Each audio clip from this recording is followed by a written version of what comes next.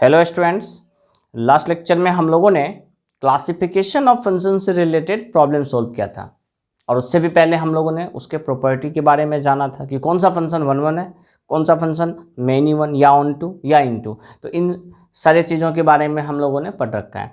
आज के लेक्चर में हम लोग स्टार्ट तो प्रॉब्लम से करेंगे, उसके बाद हम लोग परमुटेशन बेस्ड प्रॉब्लम करने वाले हैं फंक्शन में। तो चलिए सबसे पहले हम लोग स्टार्ट करते हैं प्रॉब्लम से। तो सबसे पहले हम लोग इन दो क्वेश्चन से स्टार्ट करते हैं। पहला क्वेश्चन में बोला जा रहा है कि फंक्शन क्या है, तो R2R डिफाइन हो रहा है आपको। यहाँ पे आपका डोमेन भी रियल है और कोडोमेन भी क्या है, तो रियल है।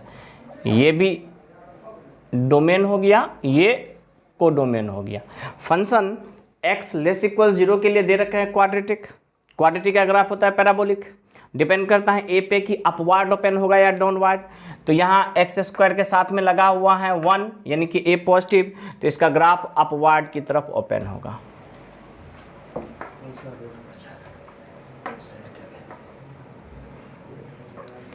अब इसके बाद इसमें प्रॉब्लम क्या है बच्चे, जब हम लोग x के जगह पे, यहाँ पे इंटरवल 0 है, तो जब हम लोग x के जगह पे 0 रखेंगे तो f ऑफ 0 वैल्यू दे रहा है आपको -1। क्या वैल्यू दे रहा है, -1। यानी कि आप जान रहे हैं कि x 0 रखने पे y वैल्यू दे दिया -1, तो यहाँ हो गया, ये पॉइंट हो गया। और पैराबोलिक है, ग्राफ अपवर्ड की तरफ ओपन होगा, तो ग्राफ इस तरीके से बनेगा। x लेस इक्वल 0 के लिए हमारा ग्राफ बन गया। x ग्रेटर देन 0 के लिए हमें यह देखना है कि यहाँ mx-1 है। mx-1 यानी कि लीनियर इक्वेशन। लीनियर इक्वेशन का ग्राफ, यहाँ पे स्लोप हमें नहीं पता, m तो स्लोप होता है ना, सब बच्चे को पता होगा कि अगर y बराबर mx प्लस c लिखते हैं तो यहाँ m रिप्रेजेंट करता है स्लोप को। m किसको रिप्रेजेंट करता है, तो स्लोप को। तो यहाँ पे आपका जो स्ट्रेट लाइन होगा x ग्रेटर देन 0 के लिए कुछ इस प्रकार से हो सकता है, या तो ये होगा, या तो इस प्रकार से होगा, या तो इस प्रकार से होगा, और तो कोई ऑप्शन है नहीं। या तो स्ट्रेट लाइन ऐसा जाएगा, या तो ऐसा जाएगा, या तो ऐसा जाएगा एक्स एक्सिस के पैरेलल। इससे इधर स्ट्रेट लाइन जाएगा नहीं, क्योंकि x पॉजिटिव के लिए सिर्फ स्ट्रेट लाइन बनाना है। और उसके बाद फंक्शन है 1 1। फंक्शन क्या है, 1 1। तो अगर मान लीजिए ये ग्राफ रहेगा तो कोई भी एक हॉरिजॉन्टल लाइन इसको कितनी बार कट कर देगा, तो 2 बार। इसीलिए ये ग्राफ संभव नहीं है। अब अगर एक स्ट्रेट लाइन रहेगा x एक्सिस के पैरेलल, तो भी ये संभव नहीं है, क्योंकि कोई भी एक हॉरिजॉन्टल लाइन इसको लाखों करोड़ों टाइम कट कर सकता है। ये इसलिए नहीं होगा क्योंकि फंक्शन हमें क्या चाहिए, तो 1 1। हाँ, ये वाला ग्राफ संभव है, क्योंकि अगर हमारा ये इस तरीके से ग्राफ बनता है तो हम कहीं पे भी अगर एक हॉरिजॉन्टल लाइन खींचेंगे तो सिर्फ एक बार कट करेगा। तो मेरा ये लाइन आंसर हो गया। हाँ, ये लाइन के लिए हमारा स्लोप क्या होगा, तो इस लाइन के लिए हमारा स्लोप हो जाएगा निगेटिव, इस लाइन के लिए स्लोप हो जाएगा हमारा 0, और इस लाइन के लिए स्लोप हो जाएगा हमारा पॉजिटिव, क्योंकि 90 डिग्री से छोटा एंगल बना रहा है और एक्स एक्सिस का स्लोप 0 होता है, इस वजह से इसका भी स्लोप क्या हो जाएगा, तो 0। और m लेस देन 0 कहने का मतलब ये देख लीजिए ना, 90 डिग्री से अधिक एंगल बना रहा है, यहाँ पे 90 डिग्री से अधिक एंगल बना रहा है, इस वजह से ये क्या हो जाएगा, तो निगेटिव। तो हमें m का ही वैल्यू चाहिए, m लेस देन 0 ही हमारा आंसर है। m लेस देन 0 कहने का मतलब m बिलोंग्स टू -इन्फिनिटी से कहाँ तक, तो 0 तक। अब आप देख लीजिए कौन सा ऑप्शन आपका सही है। तो फर्स्ट ऑप्शन आपका क्या हो गया, तो करेक्ट हो गया। यानी कि हमने सिर्फ ग्राफ पे क्वेश्चन को ख़त्म कर दिया। अब ये क्वेश्चन, इस क्वेश्चन में क्या है, तो 1 पे चेक करना है, ठीक। तो और क्या दे रखा है, फंक्शन डिफाइन हो रहा है R2R, ठीक है। फंक्शन क्या है, तो सर्जेक्टिव। सर्जेक्टिव मतलब ऑन टू। ऑन टू मतलब कोडोमेन और रेंज बराबर हो जाएगा। Function is surjective. सर्जेक्टिव का मतलब हो गया ऑन टू। देयरफॉर कोडोमेन बराबर रेंज, और कोडोमेन रेंज क्या दे रखा है, तो रियल नंबर, ठीक है। ग्राफ इसका देख लेते हैं किस तरीके से संभव हो सकता है। तो पहले आप एक्स एक्सिस और वाई एक्सिस प्लॉट कर लीजिए। सबसे पहले हम लोगों ने X axis Y axis plot कर लिया। यहाँ पे सारा चीज़ डिसाइड करेगा x बराबर 1 पे, तो x बराबर 1 लाइन खींच लिया।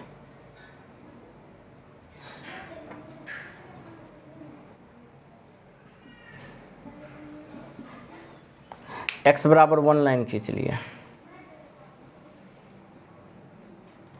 x बराबर 1 लाइन खींचे। इसके बाद कह रहा है कि x लेस देन 1 के लिए x प्लस m है और x ग्रेटर इक्वल 1 के लिए 2mx माइनस 1 है। तो 1 प्लस एम यानी कि आपका जो ग्राफ होगा इसके लिए x लेस देन 1 के लिए, तो 3 प्रकार से ग्राफ हो सकता है। सबसे पहला चीज़ आपको ये भी बताए थे कि y बराबर एम एक्स प्लस सी स्ट्रेट लाइन होता है, जहाँ पे m किसको रिप्रेजेंट करता है, स्लोप को। तो इसका स्लोप हमको पता है 1, यानी कि ये स्ट्रेट लाइन आपको 45 डिग्री का, क्योंकि स्लोप 1 कब बनता है, जब एंगल 45 डिग्री बना रहा हो एक्स एक्सिस के साथ, एंगल ऑफ इंक्लिनेशन 45 डिग्री होगा, तब तो tan 45 स्लोप और tan 45 का मान कितना 1। तो इस वजह से इसका जो ग्राफ हो जाएगा कुछ इस प्रकार से, इस प्रकार से। ये तो आपको ग्राफ हो गया किसका, तो x प्लस एम का। अब हमें ये नहीं पता कि m क्या है, इसीलिए हम बस अंदाज़ा ही बना दिए और ये वैल्यू हो गया हमारा तीनों ही केस में 1 प्लस एम, 1 प्लस एम। अब इसके बाद दूसरा चीज़ क्या है, x ग्रेटर इक्वल 1 के लिए, तो जब हम यहाँ पे x के जगह पे 1 रखेंगे तो वैल्यू आ जाएगा 2m माइनस 1। क्या हो जाएगा 2m माइनस 1। तो हमारा जो वैल्यू है हो सकता है कुछ इस प्रकार का हो, या हो सकता है इसी पॉइंट पे आ जाए, या हो सकता है इस पॉइंट से नीचे आ जाए। ये क्या चीज़, तो 2m माइनस 1। ये क्या चीज़, तो 2m माइनस 1। ये क्या चीज़, तो 2m माइनस 1। बहुत बच्चा सोच रहा होगा सर अपवार्ड की तरफ ही क्यों गए। अगर मान लीजिए हम डाउनवर्ड की तरफ जाते तो हमारा जो कोडोमेन रियल है, कोडोमेन क्या है, रियल, तो यहाँ पे सर्जेक्टिव के लिए, रेंज रियल के लिए ग्राफ तो पूरे वाई एक्सिस के माइनस इन्फिनिटी से प्लस इन्फिनिटी जाना चाहिए, यानी कि कुछ भी होगा तो ये जो आपका स्ट्रेट लाइन है ये हमेशा अपवार्ड की तरफ ही जा सकता है, इसके पास कोई और ऑप्शन ही नहीं है रेंज को रियल होने के लिए। तो अब ये तो क्लियर हो गया कि हमारा ग्राफ इन तीनों टाइप में से ही कोई टाइप का हो सकता है। हाँ, अब ये देखना कि इन तीनों में से भी कौन हो सकता है, क्या ये ग्राफ हो सकता है, तो नहीं, ये ग्राफ नहीं होगा। क्यों नहीं होगा, क्योंकि ये वाला पार्ट हमारे वाई एक्सिस के प्रोजेक्शन में नहीं आ रहा है। हमारा रेंज होना चाहिए रियल, जबकि इस दौरान, इस इंटरवल से इंटरवल के दौरान में क्या कहीं पे भी ग्राफ प्लॉट है, तो नहीं। तो इस दौरान अगर हमारा कोई ग्राफ नहीं प्लॉट है, इसका मतलब इसका रेंज रियल नहीं होगा, इसलिए ये ग्राफ नहीं होगा। हाँ, रही बात इसका, तो ये हो सकता है, ये हो सकता है। क्यों, देख लो, माइनस इन्फिनिटी से प्लस इन्फिनिटी जा रहा है, माइनस इन्फिनिटी से प्लस इन्फिनिटी जा रहा है। कोई बच्चा बोलेगा सर यहाँ तो दो बार आ गया, तो उससे कोई फर्क नहीं पड़ता, हमें 1 1 या मेनी 1 लेके नहीं चलना, हमें बस रेंज देखना है क्या होना चाहिए, तो रियल। तो ये दोनों ग्राफ पॉसिबल है, और इन दोनों ग्राफ के देखते हुए हम ये कह सकते हैं कि 1 प्लस एम या तो बराबर होगा 2m माइनस 1 के, या तो 1 प्लस एम अधिक होगा 2m माइनस 1 से। ये माइनस 1 इस 1 में आके जुड़ जाएगा तो 2, और ये m इसमें घट जाएगा तो m, यानी कि यहाँ से आपका मिल गया m लेस इक्वल टू। ये तो चलिए क्लियर है। और जैसा कि अभी हम बता रहे थे, for range to be real, range को रियल होने के लिए m must be positive, m को पॉजिटिव होना ही पड़ेगा, क्योंकि m पॉजिटिव रहेगा तब तो ग्राफ इस तरीके से 90 डिग्री से कम एंगल बनाते हुए बनेगा। क्योंकि अगर मान लीजिए किसी भी ग्राफ, कहने का मेरा मतलब ये है कि मान लीजिए आपने ग्राफ कुछ इस तरीके का बना लिया, ये 90 डिग्री से अधिक एंगल बना रहा है, तो ये इससे ऊपर तो ग्राफ आपका बना ही नहीं, तो इस ग्राफ में रेंज रियल हो ही नहीं सकता, इसीलिए m मस्ट भी क्या होना चाहिए, तो पॉजिटिव। तो बोला जा रहा है कि m पॉजिटिव भी होना चाहिए और 2 से छोटा भी होना चाहिए। तो पॉजिटिव और 2 से छोटा कौन सा ऑप्शन दिख रहा है, तो फर्स्ट ऑप्शन दिख रहा है, यानी कि आपका इसमें भी ऑप्शन ए ही सही होगा। ठीक है, तो ये दोनों क्वेश्चन ग्राफिकल मेथड से अप्रोच करते हुए हम लोगों ने सोल्व किया है, और ये ओनली फॉर जेईई है, मतलब आईटी के पॉइंट ऑफ व्यू से ही इसको लेना है। बोर्ड में इस टाइप का प्रॉब्लम आपसे नहीं पूछा जाएगा। ठीक है, अब इसके बाद हम लोग पढ़ेंगे परमुटेशन बेस्ड प्रॉब्लम, जो कि फंक्शन में आता है। ठीक है, तो पहले आप इसको नोट कीजिए।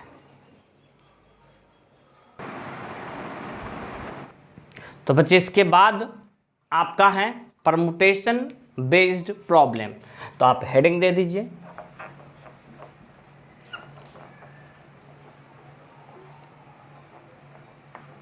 परमुटेशन बेस्ड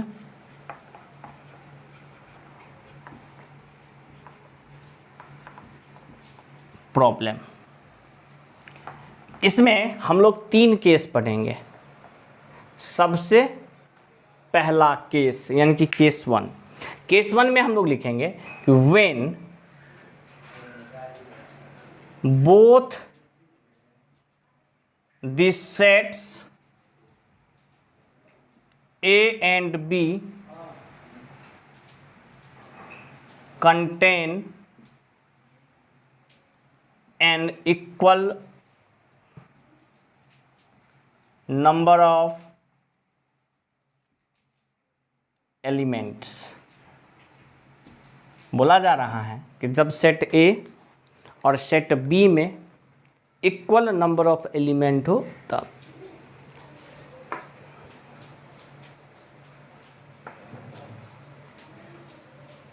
ये सेट A हो गया, ये सेट B हो गया। A में हम लोग मान लेते हैं 1 2 3 4 कि 4 एलिमेंट 1 2 3 4 हैं, और B में A B C D। इसको हम लोग देखिए, सबसे पहला चीज़ इसमें हमसे पूछेगा क्या, तो सबसे पहला पॉइंट जिसमें हमसे पूछेगा वो पूछेगा total number of function. Total number of function.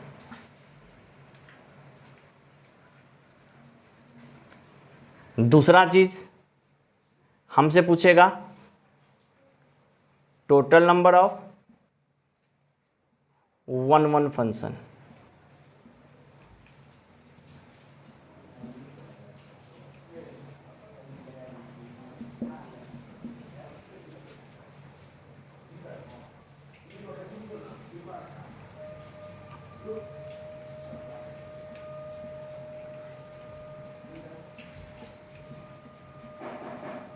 इसके बाद total number of many one function. इसके बाद total number of onto function. And last में हमें इसमें बताना है total number of into function. अगर इसका आपको फॉर्मूला बता दिया जाए तो फॉर्मूला आप भूल सकते हो, लेकिन अगर कंसेप्ट यानी कि ट्रिक बता दिया जाए कि इस तरीके से सोचना है तो आपको कोई भी प्रॉब्लम नहीं आएगी। इसको हम लोग परमुटेशन बेस्ड प्रॉब्लम इसलिए बोले क्योंकि परमुटेशन के तरीके से सोचेंगे। सोचना आपको ये है कि आपके पास यहाँ पे 4 बुक हैं और यहाँ पे आपको 4 बच्चे हैं। पहला केस आप इस तरीके से सोचोगे कि number of ways to distribute, यानी कि टोटल नंबर ऑफ फंक्शन का मतलब हो गया number of ways to distribute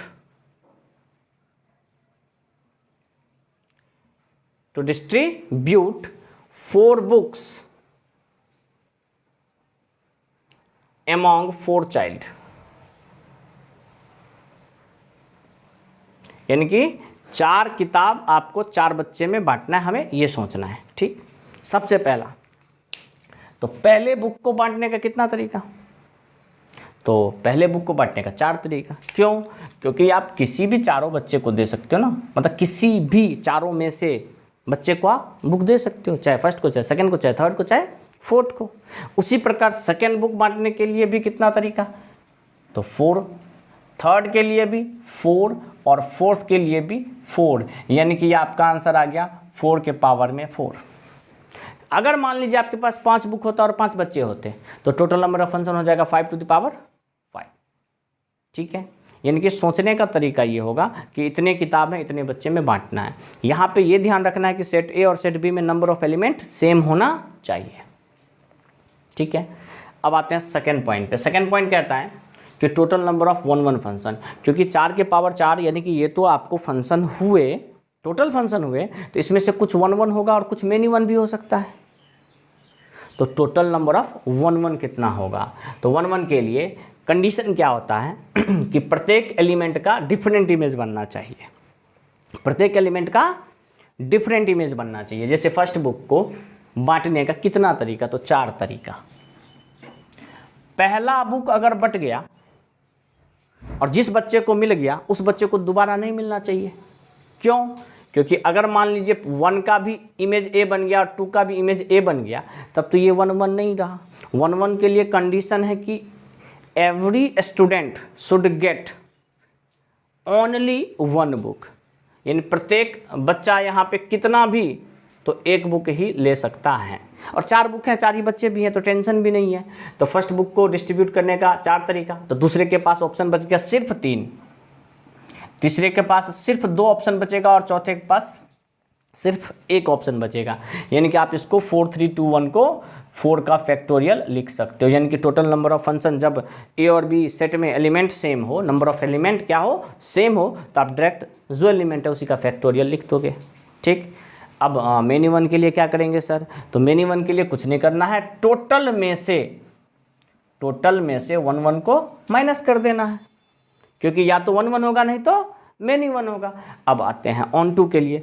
on to का कंडीशन क्या होता है कि प्रत्येक एलिमेंट इमेज बनना चाहिए। यानी कि यहाँ पे हम लोग ये लिख सकते हैं कि each child must gate at least 1 book, यानी प्रत्येक बच्चा को कम से कम 1 बुक मिलना चाहिए। 1 से अधिक भी मिल जाए तो कोई दिक्कत नहीं है। ऑन टू के लिए क्या कंडीशन होता है कि कोडोमेन और रेंज बराबर होना चाहिए, और कोडोमेन रेंज बराबर तब होगा जब कोडोमेन में दिए हुए प्रत्येक एलिमेंट किसी न किसी एलिमेंट का इमेज बने। ठीक।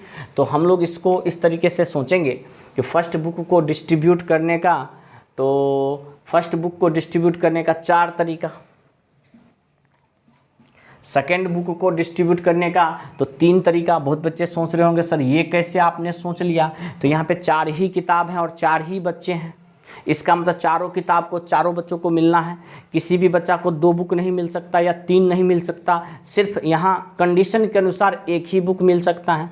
तो जिस बच्चे को बुक मिलता गया वो साइड होते गया। तो फर्स्ट बुक को बांटने का 4 तरीका, उसी प्रकार वो साइड हुआ, बच गया बच्चा कितना? तो 3। तो यहाँ पे सेकंड बुक को बांटने का 3 तरीका, उसके बाद 2, उसके बाद 1, यानी कि ये हो गया आपका 4 का फैक्टोरियल। ये हो गया आपका ऑन टू। और इनटू के लिए टोटल नंबर ऑफ फंक्शन में से आप ऑन टू को माइनस कर दो, तो ये हो गया आपका इनटू। अगर आप परमुटेशन के हेल्प से इसको अगर सोचो तो ये आपका इजी लगेगा। अगर दूसरी चीज़ पे दिमाग लगाओगे, फॉर्मूला रटने का कोशिश करोगे तो फिर फंसोगे। इस तरीके से सोचने पे ज़रा सा भी प्रॉब्लम नहीं आएगा। तो पहले आप इसको नोट कीजिए, इसके बाद हम लोग केस 2 और केस 3 पे आते हैं।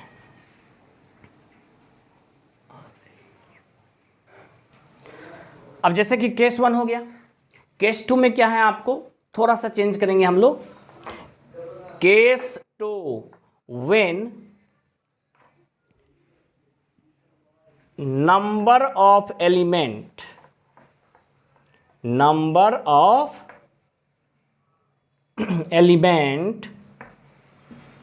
इन ए कहने का मतलब domain is more than B कहने का मतलब कोडोमेन, यानी कि ए यानी कि डोमेन में अधिक एलिमेंट होना चाहिए। किससे? कोडोमेन से। जैसे इसमें अगर हमने 4 माना तो इसमें हम लोग 5 मांग लेते हैं, और यही चारों चीज़, यानी कि सिर्फ आपको यहाँ से आंसर इरेज करना है। कंडीशन यही रहेगा, बस आपका सॉल्यूशन चेंज होगा। किस तरीके से इसमें सोचेंगे तो वो देखिए। अब आपके पास बुक कितने? तो 5। बच्चे कितने? तो 4। तो पहले बुक को बांटने का तरीका तो 4 तरीका।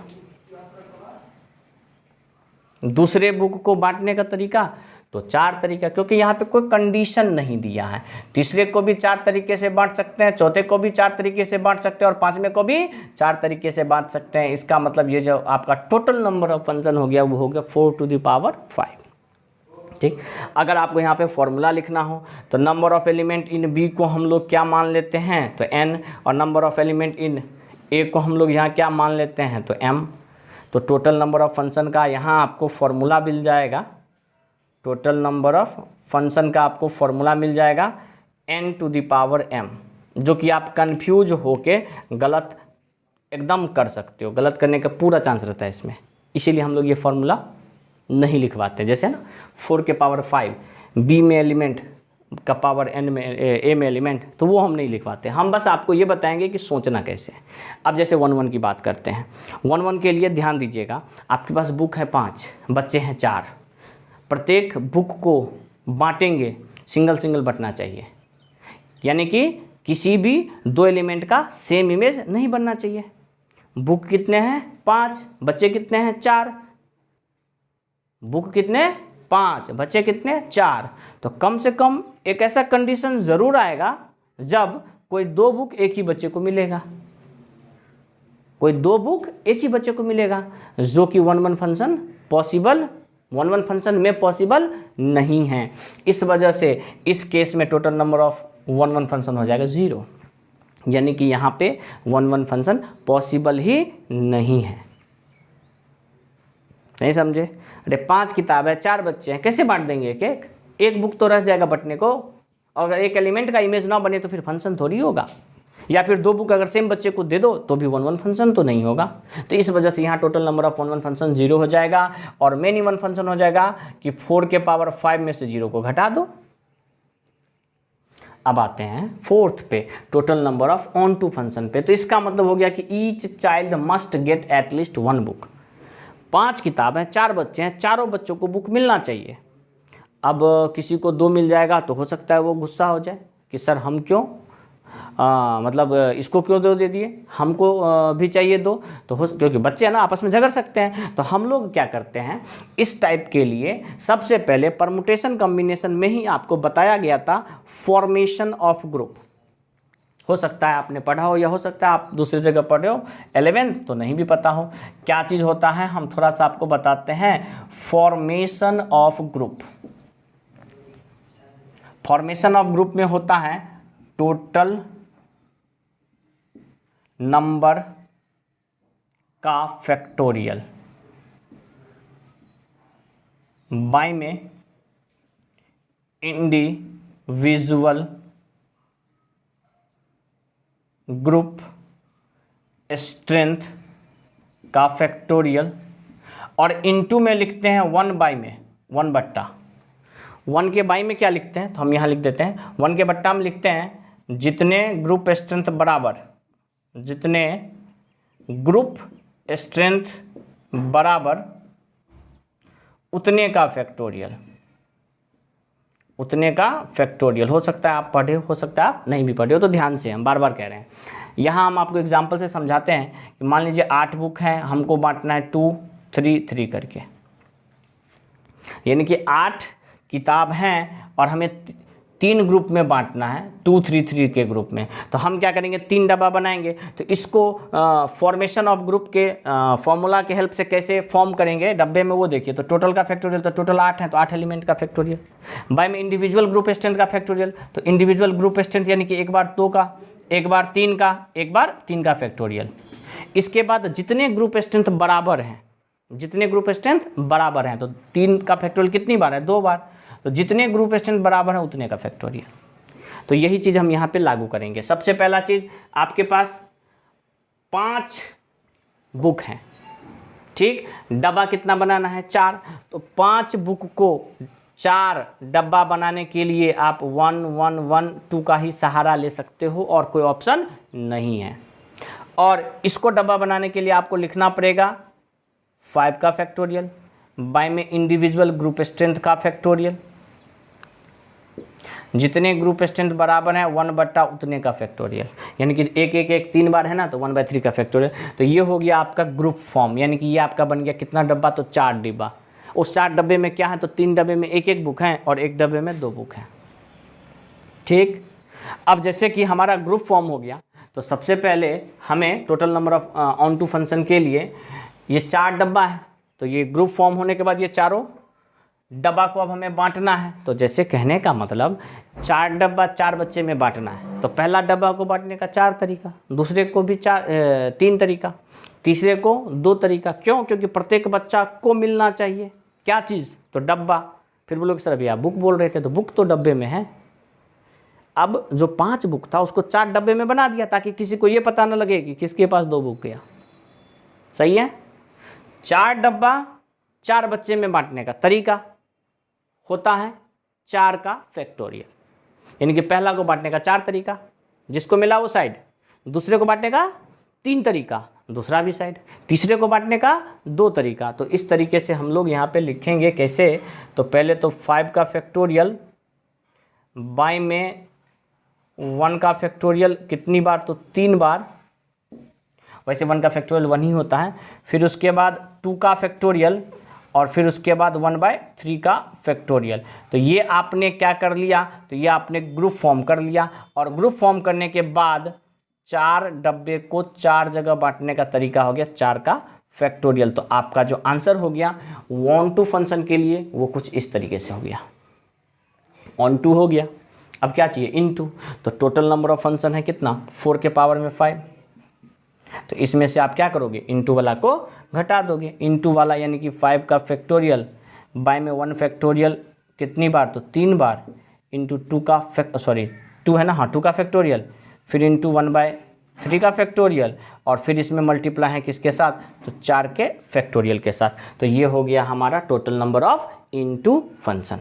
ठीक है, तो ये आपका केस 2 है। तो आप पहले क्या कीजिए, तो केस 2 को अच्छे से नोट कीजिए। इसके बाद हम लोग आएंगे केस 3 पे।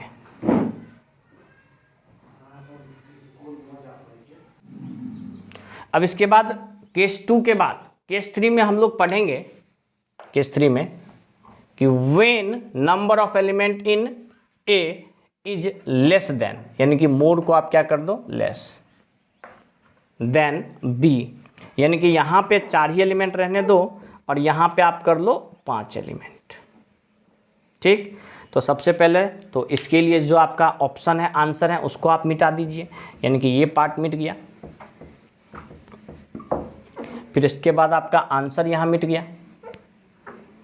ठीक है, इसके बाद आपका ये आंसर मिट गया, ये मिट गया, ये भी पार्ट आपका मिट गया। यानी कि सिर्फ हम आंसर को इरेज कर रहे हैं और आंसर को इरेज करने के बाद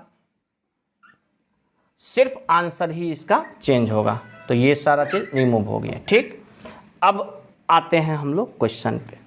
क्वेश्चन कह रहा है कि 4 बुक हैं, बच्चे कितने हैं, 5। तो पहले बुक को बांटने का तरीका, तो 5 तरीका,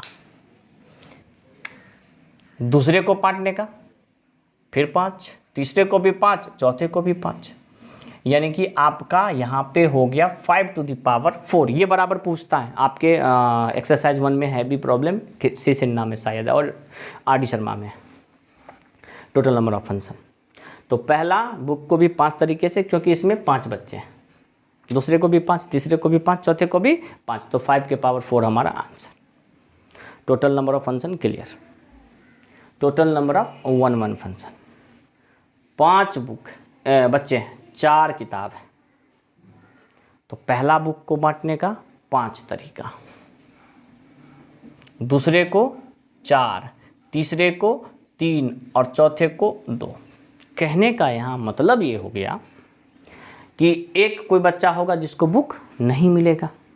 अब यहाँ टेंशन, झगड़ गया, बुक नहीं मिलेगा, ये कैसे, बच्चे ही है ना, हर किसी को होता है कि नहीं हमको मिले तो हमको मिले। तो यहाँ पे हम लोग थोड़ा सा दिमाग लगा देंगे। क्या, तो 5 बच्चे हैं, चुनना कितना है, 4। तो क्या करें, टेस्ट ले लेते हैं। क्या करें, टेस्ट ले लेते हैं। 5 बच्चे में से टेस्ट ले लिए और चुन के लिए कितना, तो 4, यानी कि 5 में से हमको सेलेक्ट करना है कितना, तो 4 को। तो 5 बच्चे में से अगर 4 बच्चे को सेलेक्ट करना है तो हम लोग इसके लिए क्या लिखते हैं, तो 5C4। ठीक, यानी कि पहले गलती की है, गलती कहाँ हो गया वो बताए, अब उसको क्या कर रहे हैं, तो सुधार कर रहे हैं। यानी कि पहले 5 में से 4 बच्चा को चुन लिए, अब पहला बुक को 4 बच्चे में ही बांटना है, तो पहला बुक को बांटने का 4 तरीका, जिसको बुक मिल गया वो साइड हो गया, दूसरे को फिर 3 तरीका, तीसरे को फिर 2 तरीका और चौथे बुक को सिर्फ 1 तरीका। यानी कि 4 बुक को 4 जगह बांटना है तो हम लोग लिखेंगे 4 का फैक्टोरियल। ठीक, अब आते हैं total number of many one function पे। तो 1 कितने फंक्शन टोटल कितने हैं, 5 के पावर 4, इसमें से आप माइनस कर दीजिए 5c4 × 4 का फैक्टोरियल। क्लियर।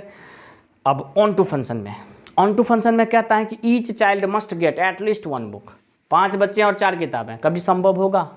फाड़ के तो बुक को नहीं बांटोगे, नहीं ना। 5 बच्चे हैं, बुक 4 ही हैं, तो यहाँ पे प्रत्येक बच्चा को बुक मिले ऐसा हो ही नहीं सकता। तो इस केस में total number of onto function आपका क्या हो जाएगा, 0। और अगर ऑन टू फंक्शन टोटल 0 हो गए तो आपका 5 के पावर 4 में से 0 को माइनस कर दो तो इनटू फंक्शन।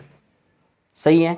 तो ये आपका लेक्चर है परमुटेशन बेस्ड प्रॉब्लम पे, जो कि बहुत ही आसान है।